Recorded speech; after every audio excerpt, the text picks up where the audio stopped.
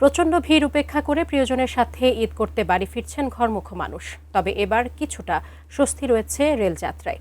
এ বিষয়ে বিস্তারিত জানাতে ব্রাহ্মণবাড়িয়া রেল স্টেশন থেকে সরাসরি যুক্ত হচ্ছেন আমাদের পূর্বাঞ্চলীয় ব্যুরো প্রধান পীযূষ কান্তি আচার্য। পীযূষ, আমরা কিন্তু প্রতিবারই দেখি সড়কের ভোগান্তি থেকে দূরে থাকতে বেশিরভাগ যাত্রীরাই কিন্তু রেল স্টেশনে ভিড় করেন এবং ট্রেন যাত্রাকে তারা ব্যবহার করেন এবং তাদের যাত্রাকে সুবিধা হিসেবে দেখেন তারা। সেই হিসেবে এবার আপনি রেল স্টেশনে আছেন ব্রাহ্মণবাড়িয়ার, সেখানে কেমন চাপ দেখতে পাচ্ছেন যাত্রীদের?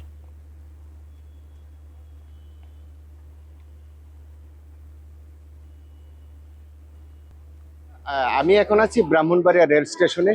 আপনি জানেন যে নারীর টানে বাড়ি ফেরায় কিন্তু গতকাল থেকেই কিন্তু মানুষ আসছে এখানে রেলপথে, এবং আমরা বলতে পারি কিছুটা স্বস্তিতে কিন্তু বাড়ি ফিরছে মানুষ। কিন্তু আমরা যেটি দেখেছি, প্রতিটি ট্রেনের ছাদে কিন্তু মানুষ যাতায়াত করছে, প্রচন্ড ভিড় রয়েছে। ভিড় থাকলেও অনেকেই যখন স্টেশনে নামে তাদের মুখে আমরা একটা স্বস্তির হাসি দেখতে পেয়েছি। এবং যখন আমরা দেখেছি যে ছাদে যখন আসে, এই ব্যাপারে কিন্তু পুলিশের কোনো এখানে আমরা ভূমিকা দেখতে পাচ্ছি না, এবং প্রচন্ড যাত্রীরা কিন্তু এখানে আছে। আমি একটু দেখাতেছি, আমরা রেল স্টেশনে কিন্তু এখানে অনেক যাত্রী কিন্তু অপেক্ষা করছে এবং প্রতিটা ট্রেনই কিন্তু বিলম্বে চলাচল করছে। এখন পর্যন্ত মহানগর যে প্রভাতী রয়েছে, মহানগর প্রভাতী কিন্তু এখনো পৌঁছে নাই। মহানগর প্রভাতী প্রায় 1.5 ঘন্টা বিলম্বে রয়েছে।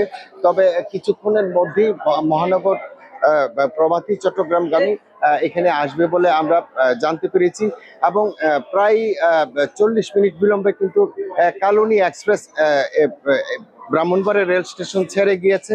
এবং আরেকটি দেখেছি যে প্রায় প্রতিটি ট্রেনই কিন্তু একটু বিলম্বে চলাচল করছে। আমরা কথা বলেছি এখানকার যে যাত্রীদের সাথে, তাদের একটি দাবি যেন ট্রেনগুলো যথাসময়ে চলাচল করে, এই বিষয়ে যেন একটু রেল কর্তৃপক্ষ বিবেচনা করেন। তো এই ছিল আমার কাছে ব্রাহ্মণবাড়িয়া রেল স্টেশন থেকে সর্বশেষ।